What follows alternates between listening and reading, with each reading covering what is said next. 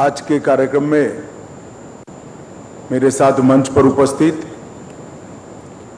ओडिशा के मुख्यमंत्री रहने का जिन्होंने रिकॉर्ड प्रस्थापित किया है, ऐसे लोकप्रिय मुख्यमंत्री श्रीमान नवीन पटनायक जी, मेरे मित्र और केंद्र में मानव संसाधन मंत्री श्रीमान धर्मेंद्र प्रधान जी, ओडिशा के रोड एंड बिल्डिंग मंत्री श्रीमान प्रफुल्ल कुमार मलिक जी, मुख्य सचिव ओडिशा श्री जेना जी, श्री वीर विक्रम यादव जी, श्री वीके रजावत जी और आज इस सभागार में उपस्थित सभी भाइयों बहनों को मेरा जय जगन्नाथ। सबसे पहले उत्कल प्रदेश की इस महान भूमि पर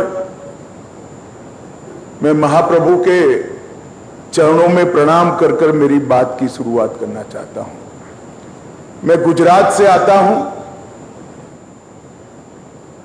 जगन्नाथ जी यहां विराजते हैं, मगर मैं उत्कल प्रदेश के वासियों को बताना चाहता हूं कि आपके मन में जितनी जगन्नाथ के प्रति भक्ति है, श्रद्धा है, इतनी ही भक्ति गुजरात की जनता के मन में महाप्रभु के।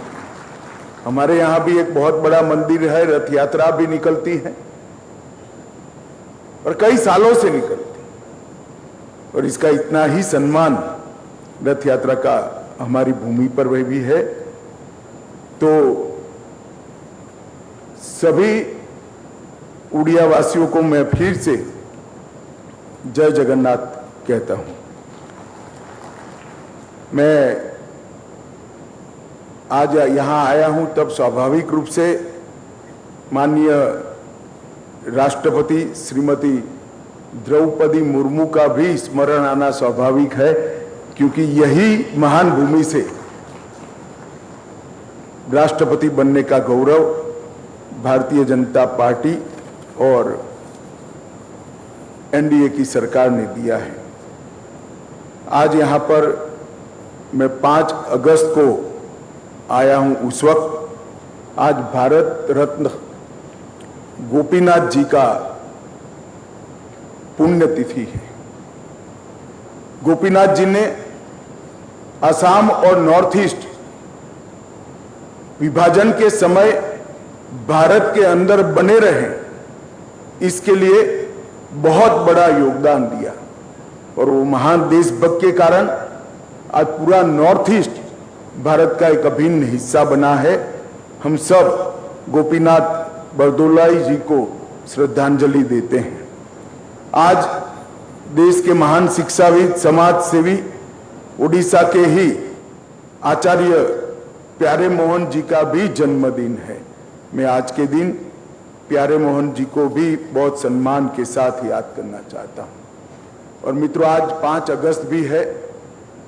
5 अगस्त के दिन ही देश के प्रधानमंत्री नरेंद्र मोदी जी ने एक ऐतिहासिक फैसला लेकर धारा 370 को समाप्त कर और कश्मीर को हमेशा के लिए भारत के साथ एक करने का काम, ऐतिहासिक काम नरेंद्र मोदी जी ने किया था।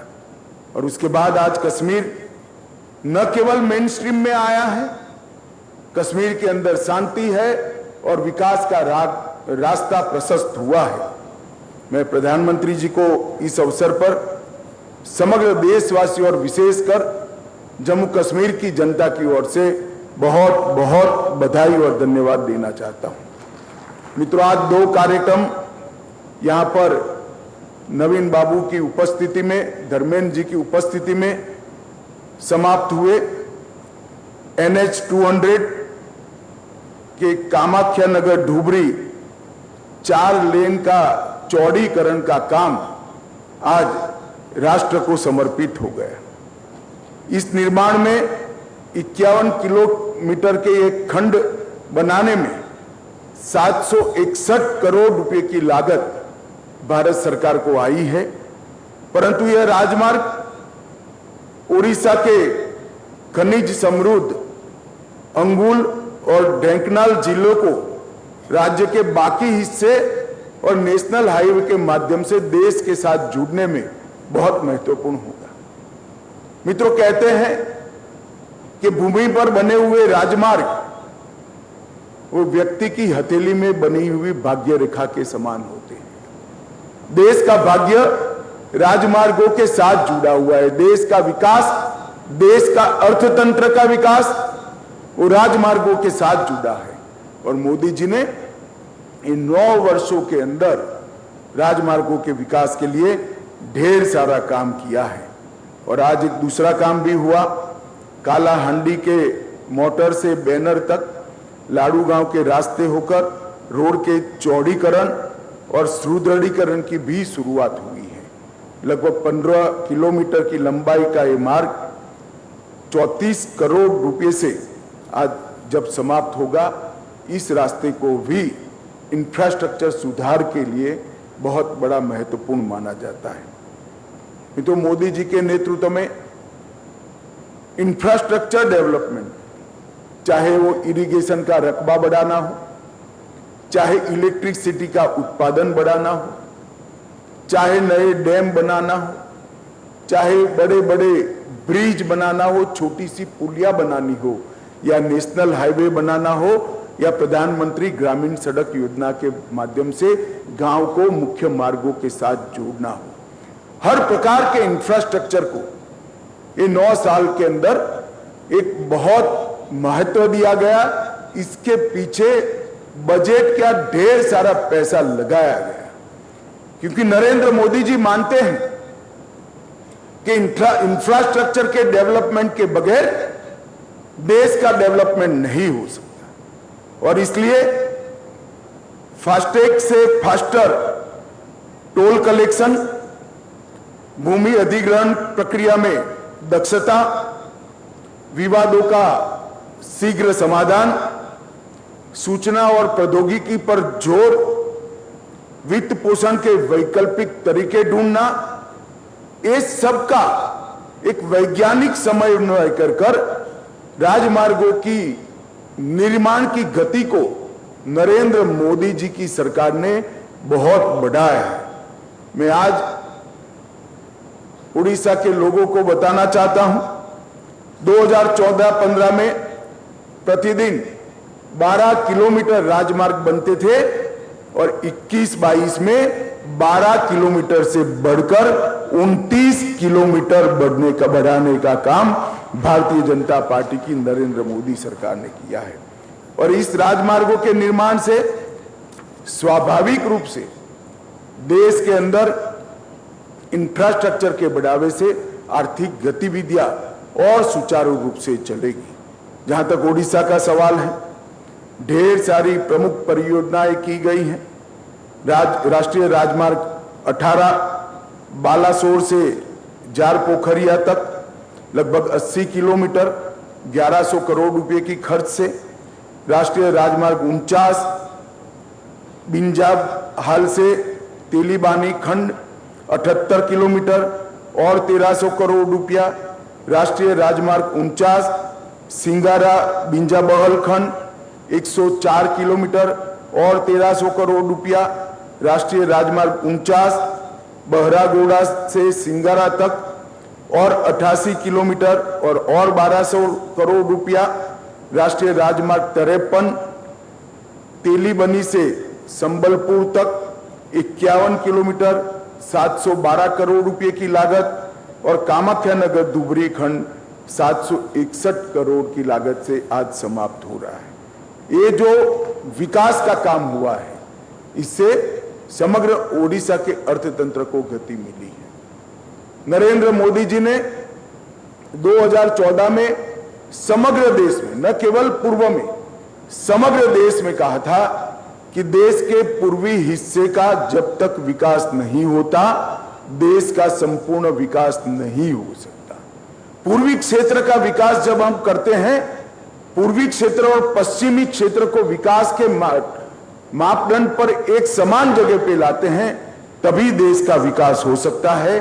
और इसके लिए पूर्वी क्षेत्र को हमेशा एक तवज्जो नरेंद्र मोदी सरकार ने दी और ओडिशा को विशेष तवज्जो देने का काम किया है। मित्रों, एक जमाने में ये पूरा क्षेत्र नक्सल प्रभावित था। 9 साल के अंदर नरेंद्र मोदी सरकार ने राज्य सरकारों को साथ में लेकर, इसमें राज्य सरकारों की भी बड़ी भूमिका है, साथ में लेकर नक्सलवाद पर नकेल कसने का सफल प्रयास किया है और उसके नतीजे भी आए हैं। 2015 से 2019 तक नक्सल घटनाओं में जो संख्या थी उसकी 30% कमी आई है, मुठभेड़ों में 32% कमी आई है, मारे गए सुरक्षा कर्मियों की संख्या में 56% कमी आई है और स्टोल पेंटिंग के अंदर भी बहुत बड़ी कमी आई है। मैं आज ओडिशा सरकार का भी धन्यवाद करना चाहता हूं कि नक्सल आंदोलन को नकेल कसने में ओडिशा ने और नवीन बाबू ने हमेशा हमारा समर्थन किया है। मित्रों, भारतीय जनता पार्टी की सरकार ये नक्सलवाद के खिलाफ मजबूत लड़ाई लड़ने के लिए कटिबद्ध है। आज जब मैं ओडिशा में आया हूं तब ये इतना जरूर कहना चाहता हूं कि ओडिशा के लिए नरेंद्र मोदी जी ने ढेर सारा काम किया है। धर्मेंद्र जी ने टोटल कंट्रीब्यूशन का आंकड़ा दिया।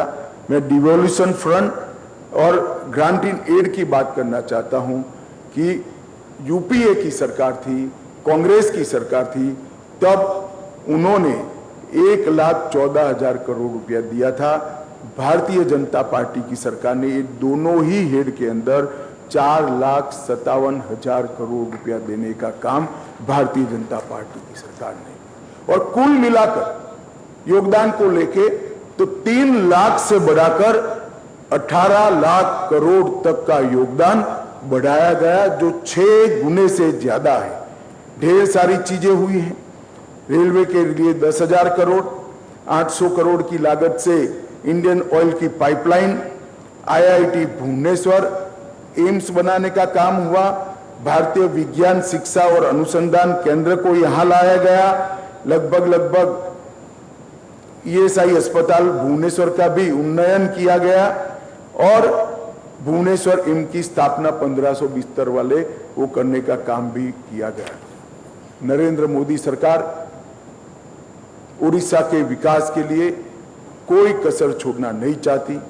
किसान समृद्धि सम्मान योजना में 40 लाख किसानों को फायदा मिला। जल जीवन मिशन में 54 लाख घरों में शुद्ध पीने का पानी पहुंचाया गया, 90 लाख शौचालय बनाए गए, 3 करोड़ 25 लाख लोगों को प्रति माह प्रति व्यक्ति 5 किलो चावल मुफ्त देने का काम भारत सरकार कर रही है। 6 लाख उज्ज्वला के कनेक्शन दिए गए और 17 लाख ग्रामीणों के लिए घर बनाने का काम भी नरेंद्र मोदी सरकार ने किया है। उड़ीसा के अंदर डिजास्टर बहुत बड़ा प्रॉब्लम होता है। मैं नवीन जी का फिर से एक बार धन्यवाद करना चाहता हूं कि भारत सरकार के डिजास्टर मैनेजमेंट के हर इनिशिएटिव को नवीन बाबू ने जमीन पर उतारने में भारत सरकार की मदद की है और उड़ीसा सरकार ने खुद भी डिजास्टर मैनेजमेंट के लिए ढेर सारे नए इनिशिएटिव लेकर पूरे देश को रास्ता बताने का काम किया है कि 2 सरकारें अगर मिलकर काम करती है तो कुदरती आपदा भी किस प्रकार से कंट्रोल की जा सकती है। उड़ीसा में आया हुआ साइक्लोन वो पूरी दुनिया में जाना जाता था और हजारों लोग मारे जाने के कारण जाना जाता है। आज उड़ीसा में साइक्लोन आता है और लगभग 0 कैजुअलिटी होती है। इसका भी पूरी दुनिया एक नोट ले रही है। मोदी जी ने एनडीआरएफ के माध्यम से, एनडीएमए के माध्यम से डिजास्टर मैनेजमेंट को शासन का स्वभाव बनाने का काम किया है और उड़ीसा सरकार ने इसमें ढेर सारा समर्थन किया है। मैं आज ये दोनों प्रोजेक्ट के लिए उड़ीसा के सभी नागरिकों को बहुत बहुत शुभकामनाएं देता हूं, बधाई देता हूं और फिर से एक बार महाप्रभु के श्री चरणों में प्रणाम कर मेरी बात को समाप्त करता हूं। जय जगन्नाथ।